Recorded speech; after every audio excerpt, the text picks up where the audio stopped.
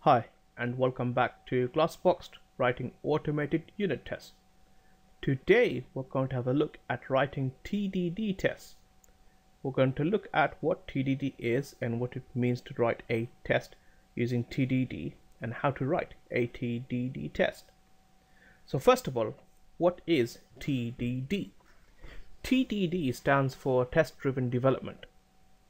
It is a concept that is used to drive code development from a testing perspective. So what that means is it basically forces testers, developers working together in sync to first of all write their code base in such a way that it allows the tester to be able to easily test the code, and at the same time gives good encouragement that the requirements that a developer is writing code for are actually satisfied. So how is this actually achieved using TDD? Well, the concept of TDD is to at first write a test that fails. So what you do is you go off, you have some kind of requirement, and you write a test, you run the test after writing it, and you expect it to fail because it is a new requirement. That requirement shouldn't exist in your current code base because it is what has kind of come through the door. Once you've written a test and it's failing, you then go off, you then write the code, you come back, you rerun the test, and if it fails, you go back to the code and you change your code. You don't change the test.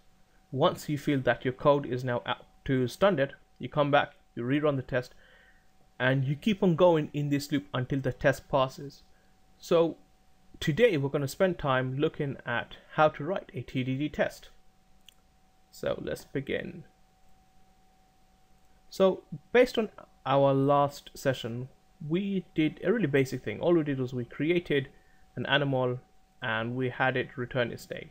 If we have a look at the animal class, we can see that the animal class had a basic string member variable called name, a constructor, and the ability to get the name and set the name. So how does TDD fit into all of this?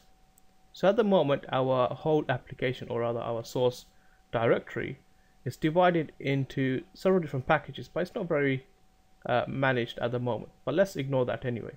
We've got some stuff which is application orientated, we've got some stuff that is manager orientated, and we've got a test section which are test orientated. So if we want to say achieve TDD, how do we do this? We've got some code stuff, we've got some test stuff.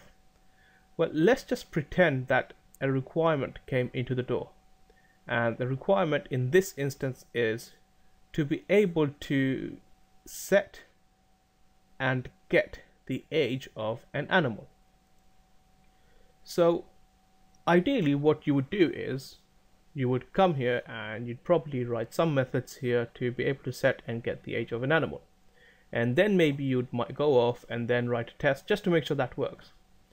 But that is contradictory to the way TDD works. TDD enforces that you write the test first, you run the test, you make sure the test fails, you then go off, you write the code, you come back, and you run the test. If the test passes, then you've implemented the code correctly and you've also satisfied the requirement. If the test fails, then you've done something wrong on the code base side of things, which means you haven't satisfied the requirement. So let's go ahead and actually write the test. So the test is going to be quite simple really. Public void should be able to set and get an animal's age, and what we need is, well, we need an age, so let's just say int age is equal to, let's just say 5, doesn't really matter, and this is the given part of our test. Oops. When we have an animal, let's just call it animal, is equal to a new cat, and let's call this cat Kitty, why not? and we are able to set the age of the animal to age, then I should be able to get the age of the animal and check that it is set to whatever I set it to. So I can say animal dot get age is equal to age. So if we now run this test, clearly it will fail because some of this code just doesn't exist. But that's the point. This code shouldn't exist because there was no requirement to have the ability to set an age of an animal when this animal object was first conceived. So if we were to say run the test, and the test comes back and it fails, that's an indication that we definitely have a requirement, and we now have a test to check the availability of that requirement in our current code base. And clearly, because it's red, that means one or two things. It either means it might be there and it's failed, or it means it's not there and it's failed. So one point to note here is, let's just say if we wrote a test for a requirement using TDD and we ran the test and the test passed, that's something to worry about, because that could mean more than one thing. It could mean that you potentially have a requirement in your code that has already been satisfied somehow, and it shouldn't be because that requirement was never asked for. It is a brand new requirement.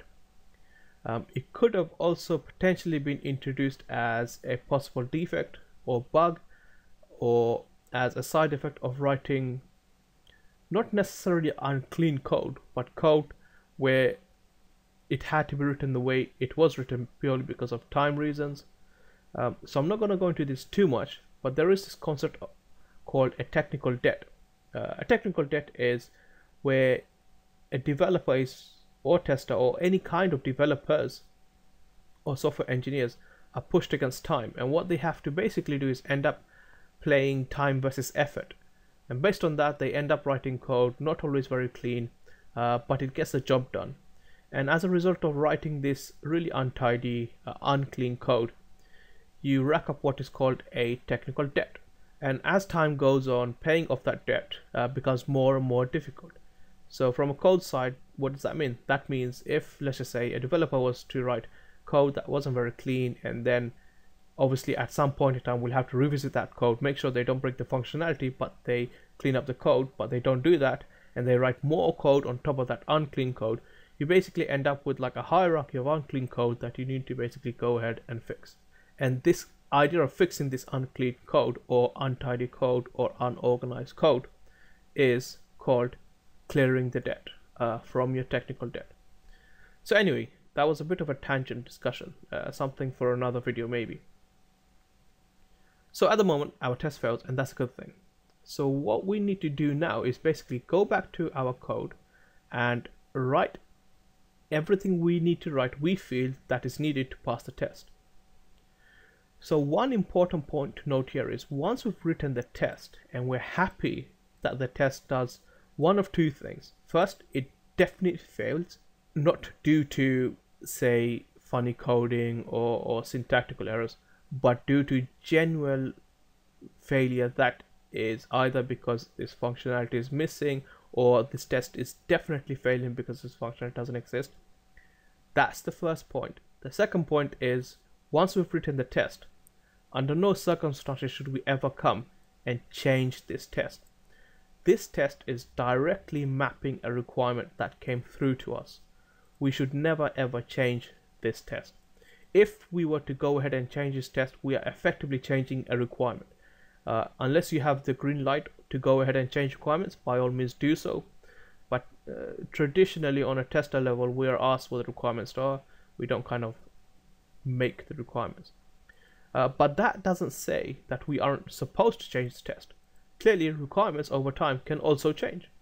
A requirement to, say, in this case, the ability to get and set an animal might change over time. There might be an instance where we shouldn't be able to get the age of the animal anymore, just be able to set it.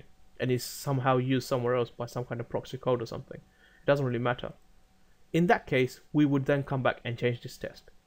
So when writing TDD test, the only time you should be able to change the test is when the requirement for that test changes. Otherwise, the test should never change. Anyway, let's go to our animal class now. And what we're going to do now is quite simply just write the code that we think is needed to get the test to pass. So here what we're going to say is private int age. So we can use an age. We won't pass it in the constructor because in our test we did not pass it in the constructor, so we don't need to. And now we can say public int get age and just return this age.